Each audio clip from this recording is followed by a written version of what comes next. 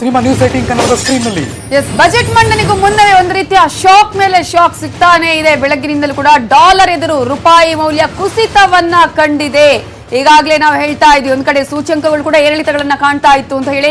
ಈಗ ಡಾಲರ್ ಎದುರು ರೂಪಾಯಿ ಮೌಲ್ಯ ಈಗ ಕುಸಿತವನ್ನ ಕಂಡಿದ್ದು. 10 ಗ್ರಾಂ ಚಿನ್ನಕ್ಕೆ 190 ರೂಪಾಯಿ ಏರಿಕೆಯನ್ನ ಕಂಡಿರೋದನ್ನ ಕೂಡ ನಾವು ಗಮನಿಸ್ತಾ ಇದ್ದೀವಿ. ಏರಿಳಿತಗಳು ಆಗ್ತಾನೆ ಇರುತ್ತೆ. ಒಂದ್ ಕಡೆ ಈಗಾಗಲೇ ಬಜೆಟ್ ಮಂಡನೆಗೂ ಮುನ್ನವೇ ಈ ರೀತಿಯಂತಹ ಶಾಕ್. ಒಂದ್ ಕಡೆ ಚಿನ್ನದ ವಿಚಾರಕ್ಕೆ ಸಂಬಂಧಪಟ್ಟಂತೆ ಎಲ್ಲರೂ ಕೂಡ ಚಿನ್ನ ಅನ್ನುವಂತಹ ರೀತಿಯಲ್ಲಿ ಈಗ ಬರೀ ನೋಡ್ಬೇಕಾ ಅನ್ನುವಂತಹ ಪರಿಸ್ಥಿತಿ ನಿರ್ಮಾಣ ಆಗಿದೆ. ಎಸ್, ಒಂದ್ ಕಡೆ ಈಗಾಗಲೇ ರಾಜೇಶ್ ಹರಿಶ್ಚಂದ್ರ ಅವರೇ, ಒಂದ್ ಕಡೆ ಈಗಾಗಲೇ ಏರಿಳಿತಗಳು ಆಗ್ತಾ ಇರೋದು ಸಾಮಾನ್ಯ, ಅದು ಯಾವಾಗ್ಲೂ ಕೂಡ ಈ ಒಂದು ಬಜೆಟ್ ಮಂಡನೆ ಆಗುವಂತಹ ಸಂದರ್ಭದಲ್ಲಿ. ಬಟ್ ವಿತ್ತೀಯ ಕೊರತೆ ಕೂಡ ಅದಕ್ಕೆ, ಅಂದ್ರೆ ಒಂದು ಕೊರತೆಯ ಬಜೆಟ್ ಏನಂತ ಹೇಳ್ತೀವಿ ನಾವು, ಅದು ಕೂಡ ಅಲ್ಲಿ ಕಾರಣ ಆಗತ್ತಾ ಅಂತ ಹೇಳಿ. ಕೊರತೆ ಬಜೆಟ್ ಏನಾದ್ರೂ ಮಂಡನೆ ಮಾಡಿದ್ರೆ ಮತ್ತೆ ಅದು ಪ್ರೈವೇಟ್ ಸೆಕ್ಟರ್ಗೆ ಅಲ್ಲಿ ಮತ್ತೆ ಲೋನ್ ಆಗುತ್ತೆ. ಇವೆಲ್ಲವೂ ಕೂಡ ಹೇಗೆ ಅಂತ ಹೇಳಿ ಕೊರತೆನಲ್ಲಿ ಅವ್ರು ಹೇಗೆ ತುಂಬಿಸ್ಕೋತಾರೆ, ಅವ್ರ ಸ್ಕೀಮ್ಸ್ ಏನೇನೋದ್ರ ಮೇಲೆ ಹೋಗ್ತದೆ. ಅವ್ರ ಮನಸೋ ಇಚ್ಛೆ ಅದನ್ನ ಕೊರತೆಯನ್ನು ತೋರಿಸ್ಬಿಡಕ್ಕಾಗಲ್ಲ. ಕೊರತೆಯಿಂದ ಏನೇನು ಅನಾನುಕೂಲ ಆಗುತ್ತೆ ಅದನ್ನ ಮುಂಚೆ ತಿಳ್ಕೋಬೇಕು. ಸರ್, ಆದಾಯ ಬರಬೇಕು, ಆರ್ಥಿಕತೆ ಹಿಂಜರಿತಾಗಿದೆ, ಹಣದುಬ್ಬರ ಆಗ್ತಾ ಇದೆ, ರೈತರ ಆತ್ಮಹತ್ಯೆ ಆಗ್ತಾ ಇದೆ, ಎಷ್ಟೊಂದು ಲೆಕ್ಕಾಚಾರ ನಾವು ಹೇಳ್ತಾ ಮಾತಾಡ್ತಾನೆ ಇದೀವಿ ಅವಾಗಿಂದ. ಈಗ ಒಂದು ಮಂತ್ರದಂಡ ಬೇಕಲ್ಲ ಸರ್? ಈಗ ಪರಿಹಾರಕ್ಕೆ ಒಂದು ಮಂತ್ರದಂಡ ಸಿಗುತ್ತಾ? ಇವಾಗ ಎರಡರ ಬಗ್ಗೆನೆ ಎಲ್ಲರೂ ಯೋಚನೆ ಮಾಡ್ತಾ ಇರೋದು. ಇನ್ವೆಸ್ಟ್ಮೆಂಟ್ ಬರ್ತಾ ಇಲ್ಲ, ಹೊರಗಡೆ ಅವಕಾಶಗಳು ಇಲ್ಲ, ಕಡಿಮೆ ಆಗ್ಬಿಟ್ಟಿದೆ. ಇನ್ನೇನು ದೇಶದ ಒಳಗಡೆಯಿಂದಲೇ ಇನ್ವೆಸ್ಟ್ಮೆಂಟ್ ಬರಬೇಕು. ಇನ್ವೆಸ್ಟ್ಮೆಂಟ್ ಬರ್ತಾ ಇಲ್ಲ, ಏನ್ ಮಾಡ್ಬೇಕು ಅವಾಗ? ಅದಕ್ಕೆ ಸರ್ಕಾರಿ ವಲಯದ ಉದ್ಯಮಗಳನ್ನ ಮಾಡ್ತಾ ಇದ್ದಾರೆ ಅಲ್ವೇ? ಅದು ಡಿಸ್ಇನ್ವೆಸ್ಟ್ಮೆಂಟ್ ಅಂತ ಅದನ್ನೇ ಹೇಳೋದು. ಆ ರೀತಿ ಒಂದು ತೂಗಿಸ್ಕೋತಾ ಇದ್ದಾರೆ. ಈ ತರ ಇನ್ವೆಸ್ಟ್ಮೆಂಟ್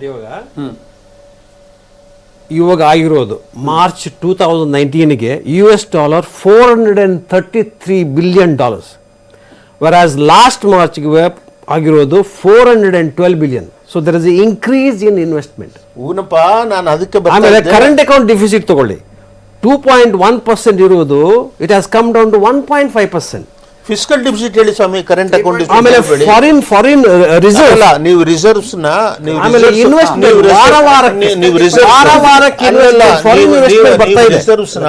ರಿಸರ್ವ್ಸ್ ನ ಫಾರಿನ್ ಎಕ್ಸ್ಚೇಂಜ್ ಇದೆಯಲ್ಲ, ಅದನ್ನ ಮೇಂಟೈನ್ ಮಾಡ್ತಿರಲ್ಲ. ಇವಾಗ ರೂಪಾಯಿ ಬೆಲೆ ಕುಸಿತ ಅಂತ ಹೇಳ್ತಿರಲ್ಲ, ರೂಪಾಯಿ ಬೆಲೆ ಏರ್ಬಿಡ್ಲಿ ತಕ್ಷಣ ಅವ್ರಿಗೆ ಅಫೆಕ್ಟ್ ಆಗ್ತದೆ. ಫಾರಿನ್ ಎಕ್ಸ್ಚೇಂಜ್ ಕೊಂಡ್ಕೊಳಕ್ ಆಗಲ್ಲ, ತುಂಬ್ಕೋತಾ ಇದಾರಲ್ಲ ಇವಾಗ ತುಂಬ್ಕೋತಾ ಇದಾರಲ್ಲ. ಕಮ್ಮಿ ಆಗಿಲ್ಲ, ಜಾಸ್ತಿ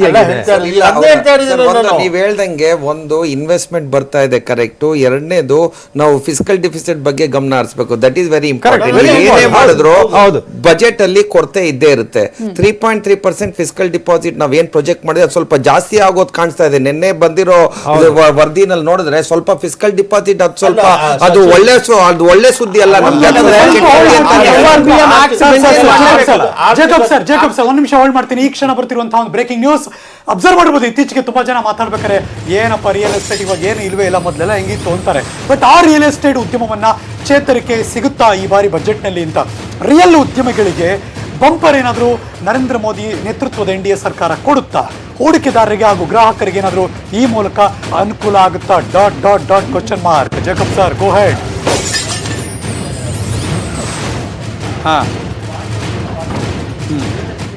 ಕೆಪಾಸಿಟಿ ಯುಟಿಲೈಸೇಷನ್ ಅಲ್ಲ, ಕೆಪಾಸಿಟಿ ಯೂಸ್ ಮಾಡ್ಕೊಳ್ಳೋಕೆ ಆಗ್ತಾ ಇಲ್ಲ. ಅಂದ್ರೆ ಬಿದ್ದಿವೆ, ಅಪಾರ್ಟ್ಮೆಂಟ್ಗಳು ಬಿದ್ದಿವೆ, ಮನೆಗಳು ಕಟ್ಟಿರೋದು ಹಂಗೆ ಬಿದ್ದಿವೆ, ಆಶ್ರಯ ಮನೆಗಳು ಅರ್ಧಕ್ಕೆ ನಿಲ್ಲಿಸ್ಬಿಟ್ಟಿದ್ದಾರೆ, ಇಟ್ಕೊಂಡಿರ್ತಾರೆ. ಹಾಗೆ ಅದನ್ನ ಮಾರೋದಕ್ಕೆ ಅಥವಾ ವಿತರಣೆ ಮಾಡೋದಕ್ಕೆ, ಅರ್ಹರಿಗೆ ವಿತರಣೆ ಮಾಡೋದಕ್ಕೆ ಯೂಸ್ ಮಾಡ್ತಾರೆ. ಗೃಹ ಸಾಲ ತಗೊಳ್ಳೋರಿಗೆ ಬಡ್ಡಿ ಆಮಿಷ ತೋರಿಸಿ ಅದನ್ನ ಖರ್ಚು ಮಾಡೋ ಹಾಗೆ ನೋಡ್ತಾರೆ. ನಾನಾ ವಿಧಗಳಿದೆ. ಅವರು ಒಂದೇ ನರೇಂದ್ರ ಮೋದಿ ಅವರು ಮುಗಿಲಿಂದ ಹೇಳ್ಕೊಂಡ್ ಬಂದಿರೋದು, ರಿಯಲ್ ಎಸ್ಟೇಟ್ ದಂಧೆನಲ್ಲಿ ಕಪ್ಪು ಹಣದ ಪಾತ್ರ ಇದೆಯಲ್ಲ ಅದನ್ನ ಕಡಿಮೆ ಮಾಡಬೇಕು ಅನ್ನೋ ದೃಷ್ಟಿಯಿಂದಲೇನೆ 5 ವರ್ಷ ಫ್ರೀಸ್ ಮಾಡ್ಬಿಟ್ರದ್ನ. ಕೊನೆಯ 3 ನಿಮಿಷ ಮಾತ್ರ ಬಾಕಿ ಬಜೆಟ್ ಮಂಡನೆಗೆ. ಈ ಮೂಲಕ ಕೌಂಟ್ ಡೌನ್ ಶುರುವಾಗಿದೆ ಅಂತ ಅನಿಸ್ತಾ ಇದೆ. ನನ್ಗನ್ಸುತ್ತೆ ಜೇಕಬ್ ಆಗ್ಲಿ ಅಥವಾ ಕೋಡಿಯಲ್ ಚಂದ್ರಶೇಖರ್ ಆಗ್ಲಿ, ನಮಗ್ ಬಂಪರ್ ಬೇಕಾಗಿಲ್ಲ ಈ ಬಾರಿ, ಸುಧಾರಿಸ್ಕೊಳ್ಳೋ ಮಟ್ಟಿಗೆ ಏನಾದ್ರು ಕೊಟ್ಬಿಟ್ರೆ ಸಾಕಪ್ಪ ಅಂತ. ಕರೆಕ್ಟಾ ಸರ್? ಕರೆಕ್ಟ್. ಹೌದು, ಯಾಕೆಂದ್ರೆ ಈಗಾಗಲೇ ನಾವು ಲಾಸ್ಟ್ 27.86 ಲಕ್ಷ ಕೋಟಿ ಬಜೆಟ್ ಅನ್ನ ಮಂಡನೆ ಮಾಡಿದ್ವಿ. ಇದರಲ್ಲಿ ಎಷ್ಟು ಸಾಧನೆ ಆಯ್ತು ಅಂತ ನೋಡ್ಕೋಬೇಕು. ಈ ಸಾರಿ $5 ಟ್ರಿಲಿಯನ್ ಹೋಗುವ ದಾರಿಯಲ್ಲಿ ನಾವು ಈ ಸಾರಿ ಬಜೆಟ್ ನ ಎಷ್ಟು ಮಂಡನೆ ಮಾಡ್ತೀವಿ ಅನ್ನೋದು ಮುಖ್ಯ ಆಗ್ಬೇಕು. ಮತ್ತೆ ಸಾಲ ತಂದೆ ನಾವು ಬಜೆಟ್ ಬ್ಯಾಲೆನ್ಸ್ ಮಾಡ್ತೀವಿ ಅಂದ್ರೆ ಬಹಳ ಎಡವಟ್ಟಾಗ್ತದೆ. ಇದು ಎಲ್ಲದನ್ನು ನೋಡ್ಕೊಂಡು ದೇಶದ ಆರ್ಥಿಕತೆಯನ್ನ ಭದ್ರ ಮಾಡ್ಕೊಳ್ಳೋ ದಿಕ್ಕಿನಲ್ಲಿ ನಮ್ಮ ಬಜೆಟ್ ಆಗ್ಬೇಕಾಗತ್ತೆ. ನಮ್ಮ ನಿರೀಕ್ಷೆ ಇಲ್ಲಿರುತ್ತೆ, ಅದು ಇಲ್ಲಿಗೆ ಬರುತ್ತೆ, ಆಮೇಲೆ ಮತ್ತೆ ಅದನ್ನ ಇಲ್ಲಿಗೆ ಸರಿ ತರುವಂತಹ ನಿಟ್ಟಿನಲ್ಲಿ ಪ್ರಯತ್ನಗಳಾಗುವಾಗ ನಮ್ಮ ನಿರೀಕ್ಷೆಗಳು ಏನು ಬಂಪರ್ ಅನ್ಕೊಂಡಿರ್ತೀವಲ್ಲ ಅವೆಲ್ಲ ಏನು ಮತ್ತೆ ಅದೇ ಮೂಗಿನ ಲೋಕಸಭೆಯಿಂದ ಆ ಟೈಮ್ ಕ್ಲಾಕ್ ಕೂಡ ನಿಮಗೆ ತೋರಿಸ್ತಾ ಇದೀವಿ. ಎಕ್ಸಾಕ್ಟ್ಲಿ ಕೊನೆಯ 1-1.5 ನಿಮಿಷ ನೇರವಾಗಿ ಅಫ್ಕೋರ್ಸ್ ಸೆಂಟ್ರಲ್ ಹೋಮ್ ಮಿನಿಸ್ಟರ್ ಇದೀಗ ಎಂಟ್ರಿ ಕೊಡ್ತಿದ್ದಾರೆ ಸಂಸತ್ ಭವನಕ್ಕೆ. ಅಲ್ಲಿ ಒಳಗಡೆ ಹೋಗಿ ಒಂದು ಮಾಧ್ಯಮಕ್ಕೆ ಒಂದ್ಸರಿ ನಮಸ್ಕಾರ ಮಾಡಿದ್ರು. ಈಗ ಅವರ ಒಳಗೆ ಎಂಟ್ರಿ ಕೊಡ್ತಿದ್ದಾರೆ. ಅವ್ರೀಗ ನೇರವಾಗಿ ಸಂಸತ್ ಭವನಗಳು ಹೋಗ್ತಿದ್ದಾರೆ. ಎಲ್ಲ ಅಲ್ಲಿನ ಸಂಸದರು ಕೂಡ ಲೈವ್ ಫ್ರಮ್ ಲೋಕಸಭಾ ಶಾರ್ಟ್ಲಿ ಅವರು ಹಾಕಿದ್ದಾರೆ. ಇನ್ನು ಕೊನೆಯ 30 ಸೆಕೆಂಡ್ 1 ನಿಮಿಷನೋ ಎಕ್ಸಾಕ್ಟ್ ಆಗಿ ಶುರುವಾಗುತ್ತೆ. ಡೆಫಿನೆಟ್ ಆಗಿ ನೇರವಾಗಿ ಸಂಸತ್ ಭವನದ ಒಳಗಡೆ ಲೈವ್ ಅಂಡ್ ಎಕ್ಸ್ಕ್ಲೂಸಿವ್ ನಿಮ್ಮ ನ್ಯೂಸ್ 18 ಕನ್ನಡದಲ್ಲಿ ಎಲ್ಲ ಮಾಹಿತಿಯನ್ನು ಕೂಡ ನಾವು ಕೊಡೋದಕ್ಕೆ ಶುರು ಮಾಡ್ತಿದ್ದೀವಿ. ಈ ಕ್ಷಣ ಎಲ್ಲರೂ ಬಂದು ಆಸೀನರಾಗಿರ್ತಾರೆ, ಆಲ್ಮೋಸ್ಟ್ ಎಲ್ಲರೂ ಕೂಡ ರೆಡಿ ಆಗಿರ್ತಾರೆ. ಡೈರೆಕ್ಟ್ ಪಂಚ್ ಮಾಡಿದ್ರೆ ಅದು ಬಿಕಾಸ್ ಒಳಗಡೆ ನಮಗೆಲ್ಲ ಅಷ್ಟು ಈಸಿಯಾಗಿ ಸಿಗಲ್ಲ. ಸೊ ಹಾಗಾಗಿ ಒಳಗೆ ಕೂತಿದ ಮೇಲೆನೆ ಅಲ್ಲಿ ಬಂದು ಆ ಕೌಂಟ್ ಡೌನ್ಲಿ ಶುರುವಾಗುತ್ತೆ. ಲೋಕಸಭೆಯ ಶಾರ್ಟ್ಲಿ ಕಮಿಂಗ್ ಅಪ್. ಎನಿವೆ ಆ ನಿರೀಕ್ಷೆಗಳಿದ್ದೇ ಇದೆ. ಸರ್, ಕರ್ನಾಟಕದಿಂದ ಹೋಗಿದ್ದಾರೆ ಅಂದಾಗ ಒಂಚೂರು ನಮಗೆ ಜಾಸ್ತಿ ಬೇಕು ಅಂತ ಯಾವಾಗಲೂ ನಿರೀಕ್ಷೆ ಮಾಡೇ ಮಾಡ್ತೀವಿ ಸರ್. ವೆಂಕಯ್ಯ ನಾಯ್ಡು ಏನ್ ಕೊಟ್ರು ಗೊತ್ತಿಲ್ಲ ಸರ್. ಅವ್ರಿಗಿಂತ ಬಹಳ ಕಾಲ ಇದ್ರು ನಮ್ಮಿಂದ ಹೆಣ್ಮಕ್ಳಿಗೆ ಒಂಚೂರು ಲಿಂಕ್ ಜಾಸ್ತಿ ಇರುತ್ತೆ ಅಂತ, ಒಂಚೂರು ಎಮೋಷನಲ್ ಕನೆಕ್ಟ್ ಆಗಿರ್ತಾರೆ ಅಂತ ಸರ್. ಅವ್ರ ಮನೆ ನಂಟು ಜಾಸ್ತಿ ಇರುತ್ತೆ. ಆಸೆ ಇಟ್ಕೊಳ್ಳೋದಕ್ಕೆ ತಪ್ಪಿಲ್ಲ, ಅದಕ್ಕೇನು ಖರ್ಚಿಲ್ಲ. ಇಲ್ಲಪ್ಪ, ನಾನು ಜನರ ಪೀಪಲ್ ಪರ್ಸ್ಪೆಕ್ಟಿವ್ ಇಂದ ಕೇಳ್ತಾ ಇದ್ದೀನಿ ಸರ್. ಹೇಳಿ ಸರ್, ಏನ್ ಅವ್ರ ಮನೆ ಅಂತ ತೋರ್ಸ್ಕೊಟ್ಲೇ ಇಲ್ಲ ಅವಳು. ಏನಾದ್ರು ಇಲ್ಲಿ ಬರೋದೇ ಇಲ್ಲ ಜಾಸ್ತಿ. ಹಂಗೆ ಎಲೆಕ್ಷನ್ ಆದ್ಮೇಲೆ ಎಷ್ಟು ಬಂದಿದ್ದಾರೆ? ಒಂದೆರಡು ಸರಿ ಬಂದ್ರು ಸರ್. ಇಲ್ಲ ಸರ್, ರಾಜ್ಯಕ್ಕೆ ಇರುವಂತಹ ಸ್ಕೀಮ್ಗಳ ಬಗ್ಗೆ ಹೇಳೋದಾದ್ರೆ ಅಂತ ಹೇಳಿ ಬಹಳ ಆಗ್ಲೇ ಅವ್ರು ಕೇಳ್ತಾ ಇದ್ರು. ಅಂದ್ರೆ ಏನು ಹೊಸದ್ ಬೇಡ, ಪೈಪ್ ಲೈನ್ ಅಲ್ಲಿ ಇರೋದನ್ನೆಲ್ಲ ಕೈಗೂಡಿಸಿ ಕೊನೆ ಮುಟ್ಟಿಸ್ಲಿ. ರೈಲ್ಗಳದೇ ತಗೊಳ್ಳಿ. 20 ವರ್ಷದಿಂದ ಏನ್ ಬಾಕಿ ಇದೆ ಹಂಗೆ ಇದಾವೆ ಅಲ್ವೇ? ಅದನ್ನ ಯಾರು ಹೇಳಿದ್ರು ಪೂರ್ತಿ ಮಾಡ್ಬೇಡ ಅಂತ?